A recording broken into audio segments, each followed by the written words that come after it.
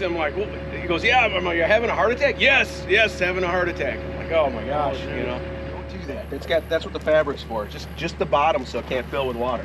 Okay, don't go up the crack. Zach, never go up the crack. Not up the crack, Zach. How does that rhyme? That's whack. Good morning, everyone. So I set my camera with Alex yesterday because he was doing a lot more interesting stuff than we were doing out here yesterday. Basically, we were just getting the mulch up off of the islands and putting fabric and rock down. And then today we're going to start on this next block of buildings here.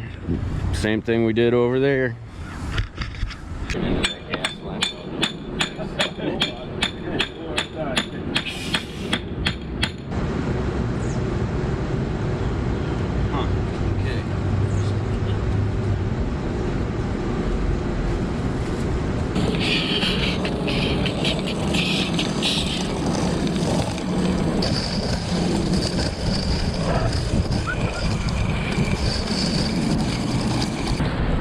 All right.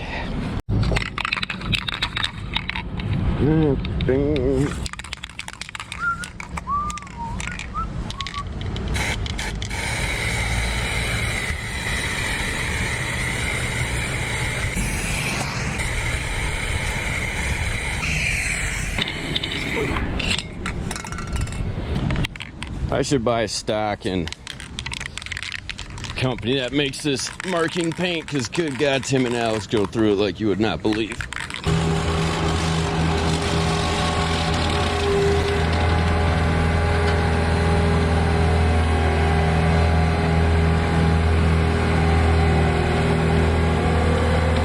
Sorry, cat fans, but on this job site, the kitty cat is 0-2, meaning that it's been broke down twice on this project alone, and the ASB hasn't broke down twice on us in the last 12 months. Yeah, 12 months. I think we've had one issue with it in 12 months. And there's not that much difference in how you're like, oh my God, the cat's so much older than the ASV. That's not actually true.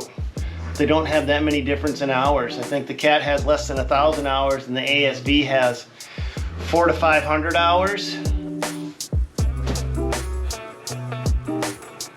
What? That's no way to tell. What do you mean that's no way to tell? It's pretty damn close in my book.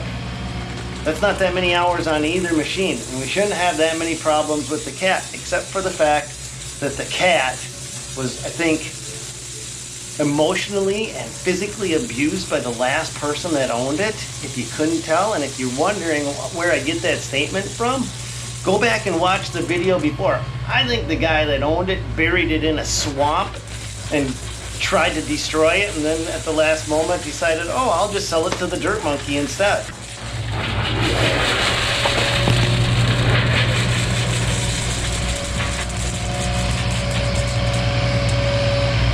Well, we just heard a big old crack and a bang, and it looks like, ooh, a tree fell over, and it looks like it's on the trailer. Right on the trailer. Too bad it's not close enough to get a good claim out of it. Yeah, not enough to get a claim. That's a... Oh yeah, that's really dry. The problem with the heat that we're having is too hot for the trees. And they're all flagging, which is the leaves are drooping on them, and when it gets to that point where the trees are showing that, it's not good. So you got trees flagging in your yard, run the hose on them for at least an hour. They're just like every other plant. They need water. Yeah, we were like 10 feet away from a fat insurance claim. Yeah, it just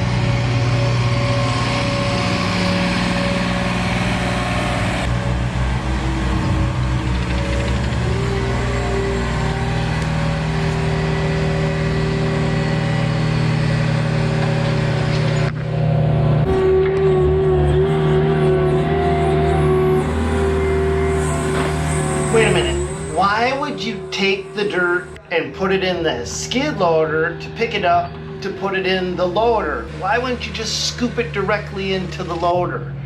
Well, actually, I'm going to give you guys a chance to answer that in the comments down below, and a little bit later, I'll come in and explain exactly why we're doing what you see us do.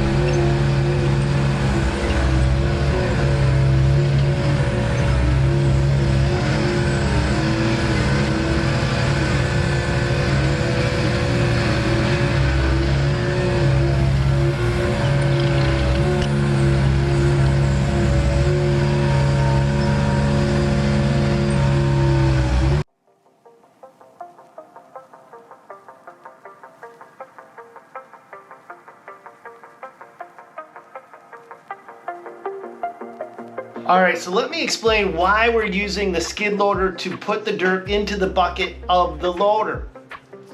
We're trying to keep the parking lot as clean as possible, meaning we don't even want the tires of the loader up into the dirt any more than we have to. But on the same token, we also don't want to gouge into the soil any more than we have to.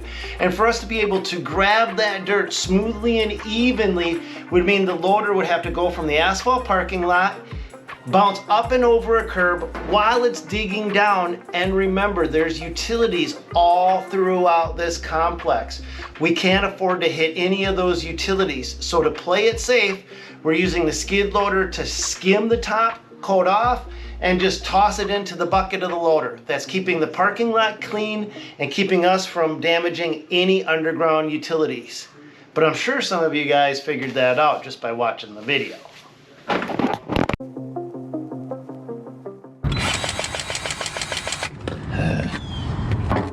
This machine, it needs to be greased. I'm trying not to get it all super nasty greasy because it is not our machine.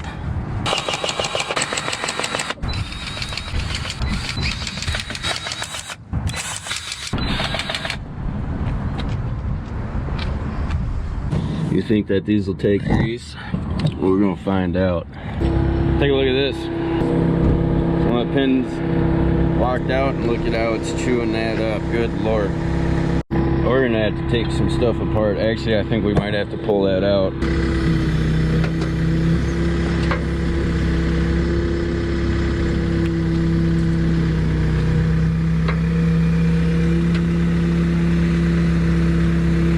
That was it right there. You should get that, be able to get the hex key in there now.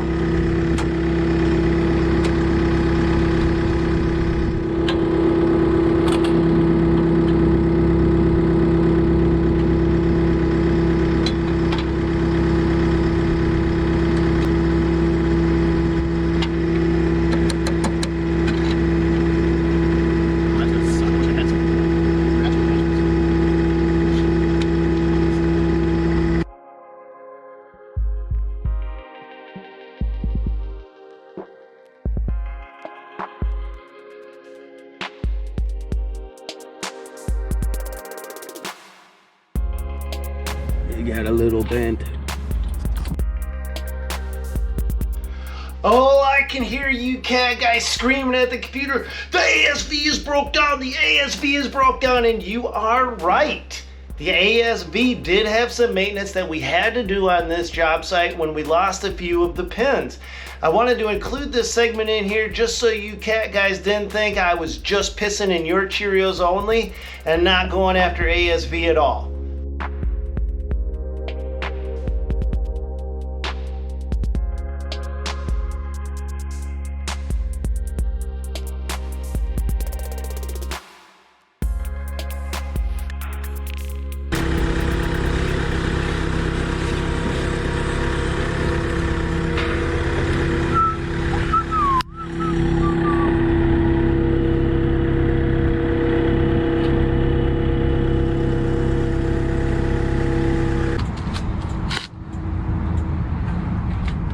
The other way now.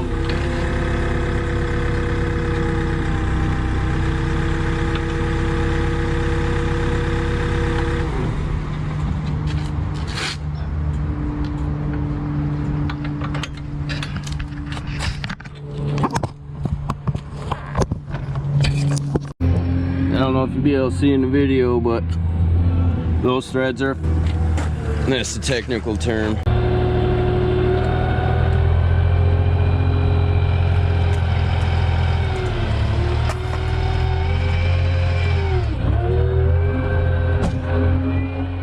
This Manitou loader is on loan from us from Top Notch Equipment. We're just giving it out a test spin, and one of the things that the guys really liked about it is the top speed. It has 3 speeds and goes 19 miles an hour and does no damage to the turf.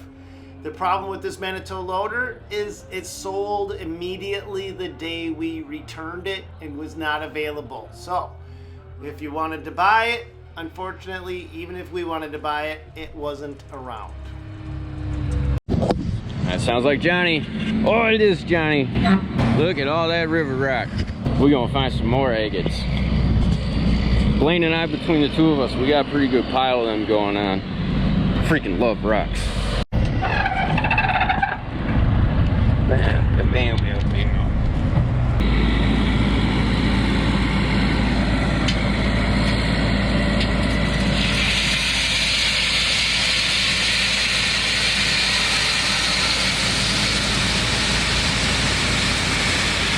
Here comes the bang. Momentarily.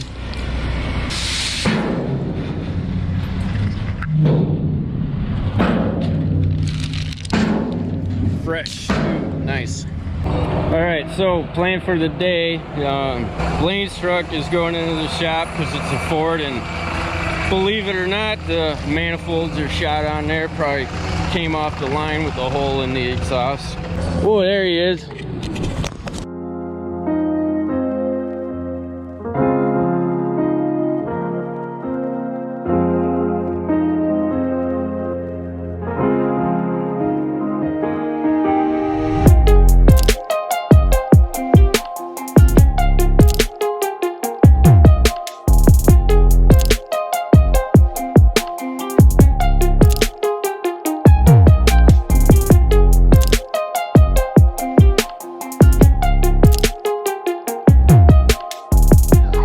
Look at the size of these boulders. See what Tim's working on in the back here. He got another good one going. We always run between 2 and 3 job sites simultaneously, and while Alex and the boys are working on the apartment complex, Tim has got his own job. Timmy's got a certain way that he likes to do. I think everybody that does boulder walls has a certain style to how they do it. And Tim likes to do a little bit of basket weave, and then he likes to break that pattern up. What's up, Suspenders McGee? I'm Mr. Rotisserie. I'm Mr. Rotisserie.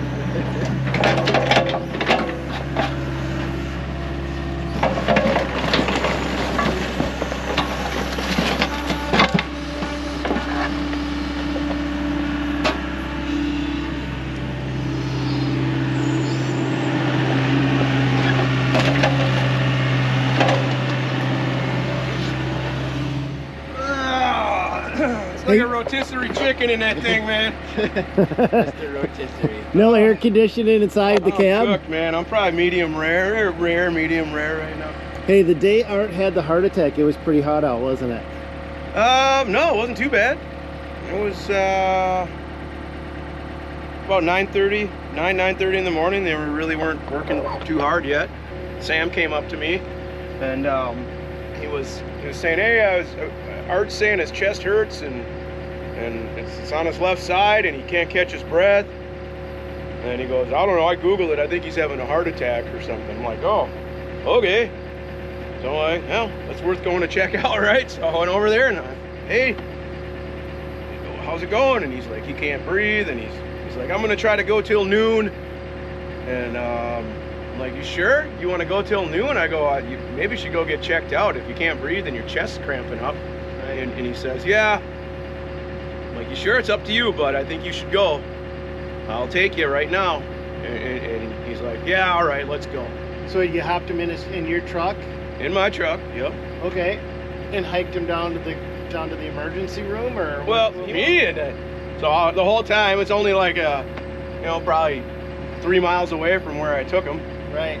Not that far. and I was nervous the whole time. Got him there. Well, how did he seem before when he was riding in the truck with you? Was he? Seemed okay, you know. He seemed okay. When I went to pick him up, or when I went to give him a ride from the site, I went to go get my truck, and he's over there having a cigarette and drinking a caffeinated drink. I'm like, boy, if you're having a heart attack, that's probably not a good thing to do is have a cigarette, you know. But anyway, yeah, on the way there, he was, you know, he's just grunting a little, and it was hurting him. Okay. But he said he, you know, seemed talking fine and everything. So the other thing that can be, and I don't mean to downplay it, but a lot of times it's indigestion. Right. Yes. It's the same. Yep. It's the same It hurts. symptoms. A lot of times It you can get hurt. that burning in your chest and everything else. So it's good that you took the extra steps. But then what happened? You got him to the hospital. Got him to the clinic. Gave him, and then he parked in the back, and he was getting out slow. And I'm like, "You want to ride up to the doors?" Yep. So I gave him a ride up to the doors, and said, "Yeah, call me. Let me know what's going on." So that was at like 9:30 in the morning, and then I called him at 3, and he was in a bigger hospital now. Went down to Regions. They moved him. They Okay. moved him, and he's on the phone, and he's like, "Ugh, it hurts." I'm like, well, he goes, "Yeah, you're having a heart attack?" Yes, having a heart attack. I'm like, oh my gosh, you know. So you got him there early enough to get him before anything bad happened. Possibly, yeah, but yeah. Well, he was released, what, 2-3 days later? No, I think they let him out the next day. The next day. What did they say? What happened after that? What did you find out? I think it was just possibly a mild heart attack, or it was yeah. Probably good he got in and didn't try to work till noon. Do you know the guy that does our asbestos abatement? He had a heart attack, didn't even know it. Yeah. I mean, you can have a heart attack and not even be, like, he found out after the fact. He went in for a checkup or something, and then they're like, "Hey, when did you have a heart attack?" And he's like, "What?" Right. And they're like, "Yeah, when did you have a heart attack?" He's like, "I didn't know I had a heart attack." He was telling me, I'm like, "How do you have a heart attack and not know you had a heart attack?" I don't get it. I mean, I don't understand it. So we both decided to wear our free t-shirts today. We're twins. Look at, we're so cool. I always feel if I'm walking up to a job site or something, people think I'm a hustler. All right, well, that's the story of the day that Tim basically saved Art's life. I don't know why. Yeah, I was just glad I took him in. Glad you took him in. All right. Hey, maybe he could have worked till noon just fine. Yeah. If it was Alex, he would have worked. Alex would have gave him a break. Go sit in the shade for 20 minutes and then make sure you hustle twice as fast because you took 20 extra minutes off, you know? Yeah. Tim is the one that was like, "Oh yeah, you know, let's go right now." Sure, if he was working over by me, I probably would say, "Yeah, give it 15-20 and see how you feel." Tim worries a little bit more, which is good, you know. And then I would have said you would have made him double time for sitting down for that long. All right, you guys, but Tim's got a brand new project he's working on. Oh yeah. And ripping out a modular retaining wall, replacing it with boulders. Check this sucker out. So if you want to see that wall in progress, check out the next video that we're going to have coming out pretty quick. Be careful when you ask the boulder guy to bring you some bigger boulders. They'll bring you bigger boulders. He brought some, like, nothing over 5 feet, nothing over 4, you know, just and boom. Got some beasts in here. That's the kind of boulders you want for a boulder retaining wall. Yeah, man. You do not want, most guys will start to build them with, some companies will build them with those little pocket-sized boulders, but you're lucky that if a company, I don't even see anything. No, these are all big. Look at the hill. 12 to 18 inch boulders. His wall, he wanted to maybe do a modular block wall here. Yeah, and this hill's I'm gonna like, not place without the a bunch of surcharge. grid. Even though you're doing a 4-foot wall, you need grid in a hill like this. Absolutely. That's too much weight for those little. So if we want to just get away with, we don't have to do grid, and we can do some heavier boulders. Yep. And this right here weighs probably about a pallet and a half a block, if not 2 pallets a block. Right there, that one. 4,000 pounds. At least. Yep. There. Yep. That's heavy. All right, so if you want to see him build a heavy duty wall, make sure you hit the subscribe button, but that's not in today's video, so we're going to get back to the project where we're installing our stuff. No. Don't do that. That's what the fabric's for. Just the bottom so it can't fill with water. Okay. Okay, don't go up the crack. Zach, never go up the crack. Not up the crack, Zach. How does that rhyme? That's whack.